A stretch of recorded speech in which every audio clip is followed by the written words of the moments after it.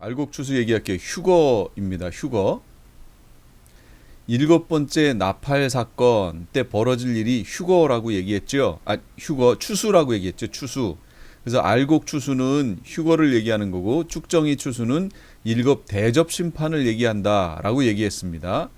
알곡추수의 의미가 뭐냐?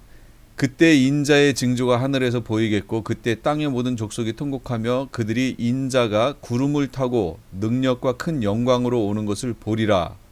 재림하시는 모습이에요. 그걸 본다는 얘기죠. 그때 그가 큰 나팔 소리, 메시아가 큰 나팔 소리와 함께 천사들을 보내리니 그들이 그의 택하신 자들을 하늘 이 끝에서 저 끝까지 사방에서 모아요. 이게 휴거지요. 요한복음에는 가서 너희를 위해 거처를 예비하면 내가 다시 와서 너희를 내게로 영접하여 나 있는 곳에 너희도 있게 하리라. 내게로 영접하는 것, 이 사건이 바로 휴거를 말하는 거예요. 데살로니가 전서 4장에도 쭉 끝에 가면 그 후에 우리 살아남은 자들도 그들과 함께 구름 속으로 끌어올려, 여러분 끌어올려가는 거, 공중에서 주를 영접하게 하시리니, 영접하게 하신다고 그러잖아요. 그게 어디 있어요? 요한복음에 있잖아요. 아이고, 요한복음 내게로 영접하여, 데살로니가 전서 공중에서 주를 영접하게 하시리니 우리를 공중으로 끌어올려서 그리하여 우리가 항상 주와 함께 있으리라. 그러니까 구름 속으로 끌어올려지는 이 사건, 이걸 뭐라고 해요? 휴거라고 얘기하죠. 휴거. 그런데 휴거라는 단어가 없다고, 휴거가 없다고 얘기하면 정말 답답해지는 거죠. 그러니까 그런 식으로 접근을 하면 안 된다. 그걸 제가 자꾸 말씀드리는 거예요. 그 단어 자체가 없기 때문에 그 사건 자체가 없다. 이렇게 얘기하시면 안 됩니다. 성경에 있는 내용 하는 거예요. 알곡추수는 휴거, 나팔을 구분하셔야 돼요. 하나님의 나팔, 큰 나팔, 뿔나팔이라고 나오는 구절들은 이게 가을절기에 희년의 나팔을 얘기합니다. 바로 이 나팔이 예수님 재림의 나팔이에요. 그런데 고린도전서에 보면 마지막 나팔이라는 나팔이 나와요. 그러니까 이 마지막 나팔이라는 얘기를 듣고 자꾸 7년 환란 기간에 있을 7개의 나팔 중에 마지막 7번째 나팔이라고 해석하는 분들이 이게 있는데, 이건 그 마지막 나팔을 얘기하는 게 아닙니다. 천년왕국 끝에 부는 나팔을 말하는 거예요. 여기서 마지막 나팔은. 그러니까 이 마지막 나팔은 우리가 알고 있는 마지막, 그러니까 예수님 재림 때에 불게 될 그런 나팔하고는 전혀 다른 종류예요. 이건 떼놓고 보셔야 돼요. 보라, 내가 너희에게 비밀을 말하노니 우리가 다 잠잘 것이 아니요 마지막 나팔의 순식간에 호련히 다 변화되리니. 무슨 얘기예요? 잠잘 것이 아니요 그랬으니까 이거는 죽은 자들 얘기하는 거죠. 그러니까 다 죽어 있을 것이 아니요 마지막 나팔의 순식간에 호련히 다 변화된다. 이건 무슨 얘기냐면 부활체가 된다, 그 말을 하는 거예요. 부활한다, 그걸 말하는 거죠. 마지막 나팔에 다 부활한다. 나팔 소리가 나매 죽은 자들이 썩지 아니할 것으로 다시 살아나고 우리도 변화되리라. 변화체 얘기하는 거예요. 이 내용은 조금 다릅니다. 이거는 천년왕국 부분 그 끝에 가서 다시 얘기할게요. 나팔이 달라요, 종류가. 알곡과 쭉정이 서로 같은 씨예요. 무슨 얘기냐면 알곡과 쭉정이는 씨가 같아요. 그런데 어떤 씨는 알곡이 됐고 어떤 것은 쭉정이가 돼버렸어요. 그럼 어떤 것은 알곡이 되고 어떤 게 쭉정이가 됐을까요? 말씀대로의 신앙을 가져야 돼요. 말씀대로 순종하는 신앙을 가져야 알곡이 될 수 있어요. 고작 간신히 주일 지키는 썬데이 크리스찬들, 그걸 이 계시록에서 뭐라고 얘기하냐면 마당만 밟는다고 표현해요. 내 마당만 밟는다. 그러므로 누구든지 나의 이 말을 듣고 행하는 자는 그 집을 반석 위에 지은 지혜로운 사람 같으리니. 이렇게 말씀을 듣고 행하는 자가 돼야 지혜로운 사람이에요. 그가 견고하게 신앙을 세우는 거예요. 그런 사람을 알곡이라고 얘기합니다. 그런데 알곡이 죄를 지을 수 있을까요? 없을까요?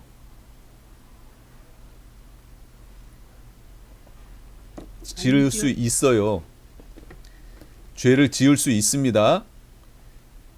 죄를 안 지으면 벌써 하나님 같이 된 거죠. 죄를 지을 수 있어요. 그러면 그럴 때 어떻게 하라고요? 회개. 예, 어린 양의 피에 그 옷을 씻어 희게 해야 된다라고 지금 성경이 얘기해 주는 거예요. 그 해결책을 지금 우리에게 얘기해 주신 거예요. 이렇게 회개하며 자신을 깨끗하게 그리스도 앞에 보존하는 그 이들이 바로 알곡이에요. 그렇지 않고 신앙의 겉 모양만 있는 사람들. 주일날 교회 가요. 11조도 해요. 모양은 있어요. 그런데 그들 중심에 하나님이 없어요. 메시아가 없어요. 그럼 그 사람들 쭉정이죠. 하나님이 구별하십니다. 우리가 여태까지 어떻게 배웠어요? 예수 믿고 예수 믿는다고 고백만 하면 구원이 보장된 것이라고 지금 배워왔잖아요.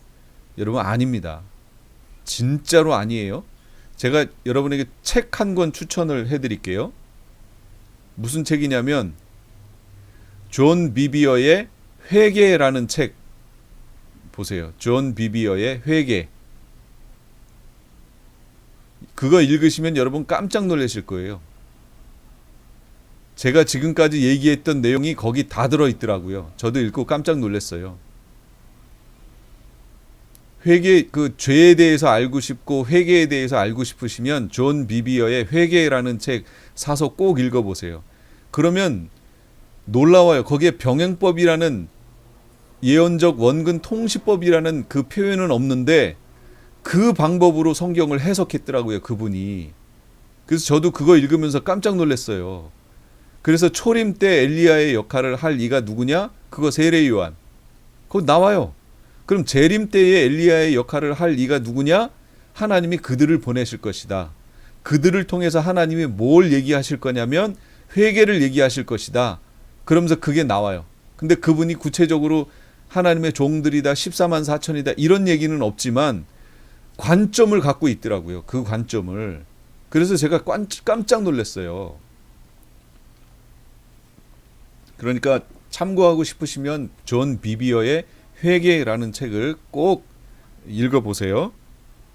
여러분이 가졌던 의문들 거기에 나와 있을 거예요. 곡식과 가라지. 곡식과 가라지는 서로 씨가 달라요. 언제 분류되냐면 추수 때 갈라져요. 먼저 단으로 묶게 돼 있어요. 그럼 이 단으로 묶는 게 뭐예요? 이게 짐승표예요. 짐승표를 받았다. 그 얘기는 짐승표로 묶였다. 단으로 묶였다. 그 얘기예요. 추수의 대상이에요. 쭉정이 추수의 대상이에요. 그가. 인자가 구름을 타고 오시는 모습을 땅에서 보면 저주예요. 이스라엘을 제외해요. 땅에서 보면 저주예요. 왜냐하면 이때쯤 되면 우리가 휴거대에 올라가야 되거든요.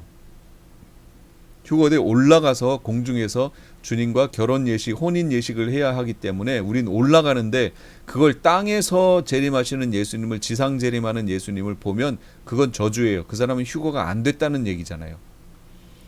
이스라엘은 제외라고 얘기했어요. 이건 때가 될 거예요. 그걸 얘기할 때가 있어요. 알곡 추수의 주체, 구름 위에 인자 같은 이, 어린 양이죠. 예수님이 구름 위에 인자 같은 이로 있습니다. 계시록 14장을 안 읽으셨으면 제가 지금 뭐 얘기하는지 모르실 거예요. 계시록 14장에 보면 구름 위에 인자 같은 이가 앉아있는, 낫을 들고 앉아있는 모습이 있어요. 그게 누구냐? 그게 예수님 얘기하는 거예요. 어린 양 되신 예수님. 내가 또 밤 이상 중에 봤는데 인자 같은 이가 하늘 구름을 타고, 다니엘서도 인자 같은 이가 있어 내 입술을 만진지라. 여러분 여기서 인자 같은 이라고 하는 이 표현이 대단히 중요합니다. 인자라는 표현이 뭐예요? 이게 단어의 뜻이 인자, 사람 인자, 아들 자자라는 거 아니에요. 사람 인자, 아들 자자라는 이 표현은 사람의 아들이란 뜻이에요. 그랬더니 또 이 인자라는 단어를 봐라, 예수님도 본인을 사람의 아들이라고 하지 않았느냐? 그러니까 예수님은 사람이다. 예수님은 신이 아니다. 사람이다. 이렇게 표현하는 이들이 있어요. 누가요? 누가 그렇게 얘기할까요? 자유주의 신학하는 사람들. 자유주의 신학자들. 안타깝습니다. 진짜 안타까워요. 제가 왜 인자라는 표현이 왜 중요하다고 얘기했냐면 인자라는 표현이 다니엘서에 나오잖아요. 에스겔도 나오지만 다니엘이 저 하늘 천상에 인자 같은 이가 구름을 타고 오는 것을 보고, 인자 같은 이가 저 하늘에 있는 것을 보고, 인자 같은 이가 와서 자신의 입술을 만지는 것을 보고, 그 내용이 나와요. 이 내용을 받아서 예수님이 인자는 하고 얘기하셨던 거예요. 무슨 얘기냐면 다니엘이 저 천상에서 봤던 그 인자 같으니 그 인자가 바로 나다라고 얘기하시는 장면이에요. 그게 인자라는 표현이. 그러면 인자는 누구예요? 천상에 계셨던 바로 그분 얘기하는 거잖아요.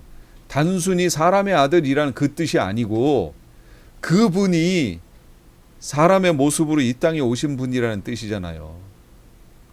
인자는 예수님을 얘기하는 겁니다. 그런데 바로 그 인자 같은 이가 계시록에 구름 위에 앉아 계신 거예요. 어린 양 대신 예수님 말하는 거죠. 또 다른 천사가 성전으로부터 나와 구름 위에 앉은 이를 향해 외치는데 낫을 휘둘러 거두소서. 낫은 천사들의 활동을 얘기합니다. 계시록 14장 15절 우리말 성경이 뭐라고 하냐면 주의 낫을 보내 추수하소서. 낫을 보내래요. 낫을 보낸다는 의미가 뭐예요? 천사들을 보내 추수하소서. 그런데 마태복음에 천사들을 보낸다라는 내용이 나오잖아요. 그러니까 낫을 보낸다, 천사들을 보낸다. 그러니까 결국 낫이 의미하는 것은 천사들을 의미하는 것이다. 쭉정이 추수, 포도송이 추수예요. 성 밖에서 그 틀이 밟혀요. 틀에서 피가 나는데 이게 쭉정이 추수. 일곱 대접 심판이라고 얘기했습니다. 그 대접 심판의 장면을 미리 보여준 거예요. 틀이 밟히니 틀에서 피가 나서 말 굴레까지 닿았고 1600 스타디온에 퍼졌다. 만민 가운데 나와 함께 한 자가 없이 내가 홀로 포도즙 틀을 밟았는데 내가 노함으로 말미암아 무리를 밟았고 분함으로 말미암아 짓밟았다. 그들의 선혈이 그들의 피가 내 옷에 튀어 내 의복을 다 더럽혔다. 피 묻은 옷을 입고 내려오시는 장면이 나오지요. 그 장면이에요. 그 틀이 밟히니 틀에서 피가 났다. 이게 그러니까 쭉정이 추수는 피의 보복의 시간이란 얘기죠. 그러니까 이 땅에 있으면 안 돼요. 그래서 우리를 휴거로 끌어올리신 거다. 포도송이는 뭐냐? 포도주가 되지 못하고 자기 자신이 살아있는 모습이에요. 그래서 성경에서 포도주와 포도는 달라요. 포도송이는 달라요. 포도송이는 여전히 자신이 살아있는 걸 말하는 거고 포도주는 자신이 죽어있는 모습을 얘기해요. 이미 다 죽어서 발효돼 버렸잖아요.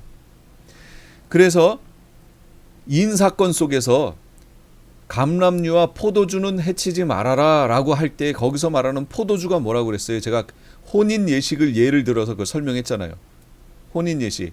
포도주는 혼인 예식 속에서 신랑 될 사람이 신부 될 사람에게 포도주를 권하게 되고 그 포도주를 신부 될 사람이 마시게 되면 그게 서로 혼례가 성립된다라고 얘기했죠. 약혼이 성립된다. 포도주를 마시는 순간. 그래서 포도주가 의미하는 것은 약혼했다. 이 땅에서는 교회다. 신부된 교회다. 라고 설명을 했습니다. 그런데 포도송이는요? 아니에요. 포도주가 안 된 거예요, 지금. 그러니까 교회가 아닌 거예요. 포도주는 해치지 말라라고 계시록 6장에 나왔죠. 요거는 교회를 얘기하고 포도송이는 이거는 마지막에 심판받을 음녀 바벨론을 얘기하는 겁니다. 짐승표 받은 자들, 어린 양의 생명책에 농명되지 못한 자들을 말하는 거예요. 자, 그럼 포도송이 추수의 의미는 뭐냐? 7 대접 심판을 얘기하는 거예요. 7 대접 심판. 아직 안 했어요. 이거 다음 주에 할 겁니다. 16장에 전개될 7 대접 심판이 바로 포도송이 추수를 말하고 진노의 포도주 틀을 밟는 것을 말하는 거예요. 포도송이가 익었다. 이게 의미하는 게 뭐냐면 더 이상 죄악의 상태를 두고 볼 수 없는 상태. 아주 찰 만큼 찼다. 그걸 말하는 거예요. 그의 죄는 하늘에 사무쳤으며 하나님은 그의 불의한 일을 기억하신지라. 너희는 낫을 쓰라. 곡식이 익었도다. 와서 밟을지어다. 포도주 틀이 가득히 차고 포도주 독이 넘치니 그들의 악이 크미로다. 이거 요엘서에서 다 예언해 놨어요. 이거 계시록에서 다 가져와서 쓴 거예요. 악이 가득했다. 하늘에 사무쳤다. 그걸 말하는 거예요. 성 밖에서 추수해요. 예루살렘 성에서 성 밖에서 추수합니다. 발표요. 왜냐하면 예루살렘이 의미하는 게 있거든요. 예루살렘이 의미하는 것은 천년왕국 메시아 왕국의 모형으로서의 예루살렘, 또 천국의 모형으로서의 예루살렘, 이게 최종적이에요. 그래서 21장 22장에 가면 새 예루살렘이라고 얘기하잖아요. 새 예루살렘. 성 밖은 불못을 얘기해요. 최종적으로 불못. 그러니까 예수님도 성 밖에서 십자가를 지셨어요. 골고다. 세상 죄를 지고 형벌을 받으셔야만 했기 때문이에요. 성 밖은 형벌의 장소를 얘기하는 거예요. 그렇다면 성 안은 뭘 의미해요? 축복의 장소지요. 성 밖은 형벌의 장소가 된다. 그럼 형벌의 모습을 피의 양으로 표현한 거예요. 1600 스타디온에 찼다.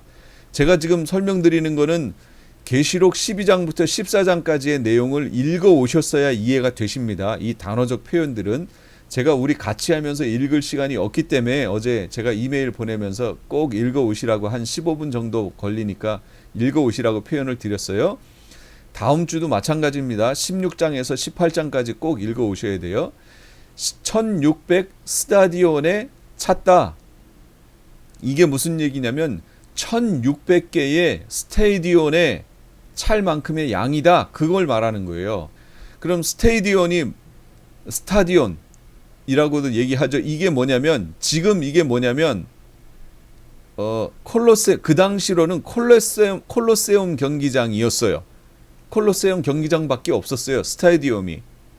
그럼 그 당시에 있었던 콜로세움 경기장을 기준으로 하여 이 스타디온을, 한 스타디온을 쟀겠죠. 그러면 콜로세움 경기장의 기준이 어떻게 되냐면 가로 세로 86m, 54m예요. 이게 기준이에요. 그렇다면 제가 이거는 모르셔도 돼요. 어디 가셔서 이걸로 저기 하시면 안 돼요. 이건 제가 그냥 계산해 본 거예요. 제가 대체 1600 스타디온이 어느 정도를 의미하는지, 피가 1600 스타디온에 찼다고 얘기하니까 이게 어느 정도인지 제가 한번 계산을 해본 거예요. 형벌의 모습을 피의 양으로 표현한 겁니다. 피의 양이니까 양을 얘기하려면 부피가 나와야죠. 가로, 세로, 높이. 그래서 높이는 말 굴레라고 성경에 나오니까, 근데 킹제임스에서는 이걸 1.5m 정도라고 표현하고 있어요. 그럼 가로, 세로는 콜로세움 경기장 나왔잖아요. 86m, 54m. 높이는 1.5m. 나왔으니까 부피가 나오겠죠.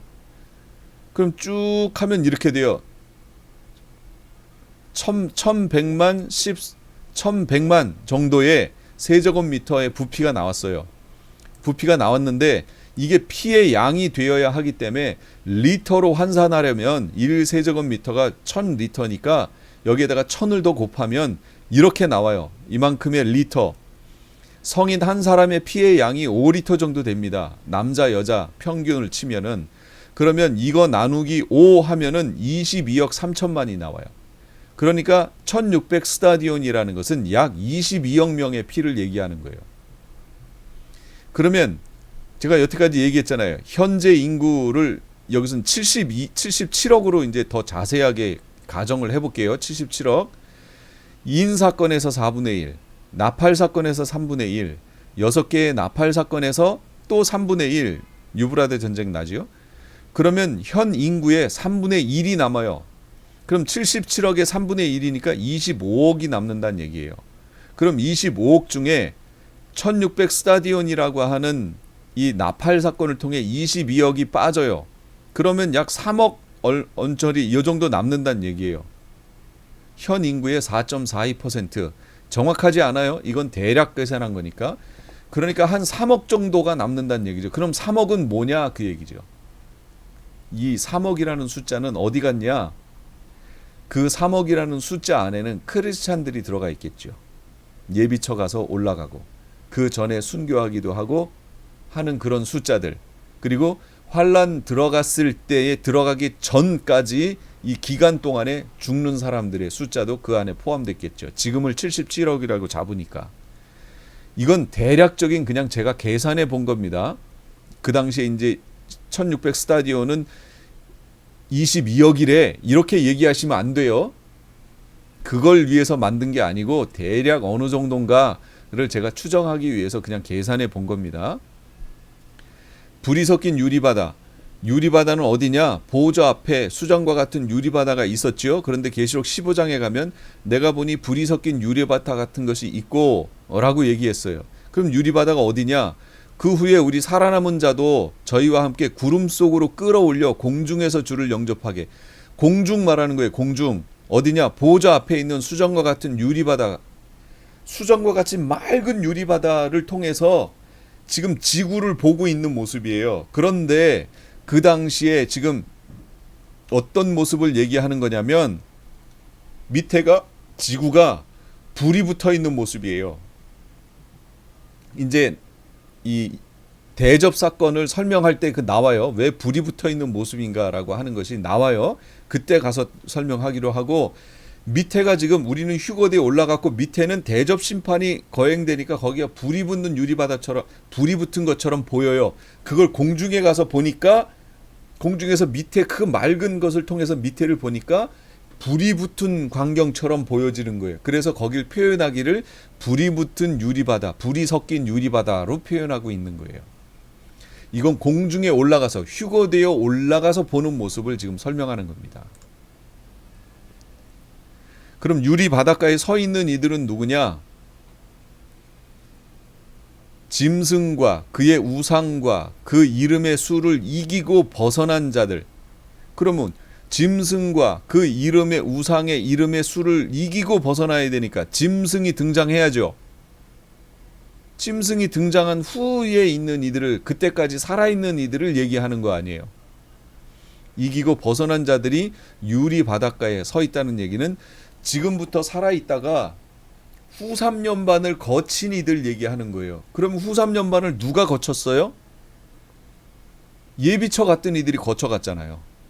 그러니까 여기는 지금 뭘 얘기하냐면 예비처에 가 있던 이들이 휴거되어 올라가서 지금 있는 모습을 지금 보여준다. 그걸 말하는 거지요. 무엇을 하고 있나? 모세의 노래, 어린 양의 노래를 부르고 있는 거예요. 모세의 노래가 출애굽기 15장입니다. 그럼 뭐냐? 홍해를 건넌 후에 부른 노래 얘기하는 거예요. 홍해. 뒤에 지금 애굽 군대가 쫓아와요. 그런데 지금 그 홍해를 건넜어요. 근데 다 건너고 나니까 하나님이 그 물을 다시 흐르게 하셔서 애굽의 군대를 멸하셨어요. 그 광경을 보고 찬양이 안 나올 수가 없죠. 전쟁에 능하신 하나님, 그 하나님을 찬양할 수밖에 없죠. 그게 모세의 노래예요. 그런데 이 노래를 우리가 하게 될 것이다. 휴거되어 올라간 이들이 하게 될 것이다. 그래서 그 내용이 뭐냐? 주 하나님 곧 전능하신 이시여 하시는 일이 크고 놀라우시도다. 만국의 왕이시여 주의 길이 의롭도다. 주여 누가 주의 이름을 두려워하지 아니하며 영화롭게 하지 아니하오리이까? 오직 주만 거룩하십니다. 주의 의로우신 일이 나타났음에 만국이 와서 주께 경배하리이다. 예, 이 내용을 우리가 올라가서 이 찬양을 하게 될 것이다. 이 찬양을 하게 될 겁니다. 교훈, 하나님께서는 하나님의 백성들을 반드시 끝까지 보호하십니다. 이건 약속이에요. 보호하십니다. 약속이에요. 그런데 오해하지 마세요. 하나님의 약속에서 벗어난 자들까지 보호하신다는 내용이 아니에요. 그 내용을 잘 기억하세요. 약속 안에 있는 이들을 보호하시는 거예요. 그래서 다니엘의 고백 들어보세요. 다니엘이 뭐라고 그랬어요? 하나님을 사랑하고 주의 계명을 지키는 자들을 위하여 언약을 지키시는 하나님 그랬잖아요. 그러니까 하나님 말씀 앞에 머물러 있는 이들, 하나님 말씀대로 살고 하나님을 주님으로 섬기는 이들, 비록 작은 죄는 범할 수 있어도 마지막에 대한 감각을 가지고 끊임없이 어린 양의 피에 그 옷을 씻어 희게 하고 회개하며 주의 오심을 기다리고 있었던 이들, 약속의 성취를 기대하면서 소망하고 있었던 이들, 그들에게 하나님이 이 약속을 지켜주신다는 거지, 그냥 어느 날인가 한번 저 예수님 믿습니다 하고 고백했다고 하여 그 후부터 하나님과는 전혀 상관없는 삶을 살았던 이들을 지켜주신다는 내용이 아닙니다. 우리가 교회에서 지금 혼란을 겪고 있는 게 그 문제예요. 지금 교회에서 복음을 잘못 가르치고 있어요. 한 번 예수님을 그렇게 영접하고 나면 내가 어떠한 모습으로 살아도 주님이 나를 보호하시고 언약을 지키신다. No, 절대로 아닙니다. 그러면 성경에 왜 믿음에서 떠난 자들이 있다고 표현을 할까요? 바울의 고백을 잘 보세요. 믿음에서 떠난 자들이 있다고 분명히 얘기합니다. 그 내용은 제가 심화 과정에서 더 자세하게 설명을 할게요. 하나님 백성들을 미혹하고 싫어하는 무리가 있음을 기억하세요. 그러므로 이 모든 것을 능히 이기고 인자 앞에 서려면 하나님 중심적인 삶을 사셔야 됩니다. 그래야만 하나님이 우리에게 언약을 같이 지키세요. 하나님이 우리에게 주신 새 언약은요, 일방적 언약이 아닙니다. 쌍방적 언약입니다. 그러므로 하나님이 언약을 지키시지만 우리도 하나님의 언약 안에 머물러 있어야 할 책임이 있어요. 하나님 백성답게 살아야 할 책임이 있다. 그걸 말하는 거예요.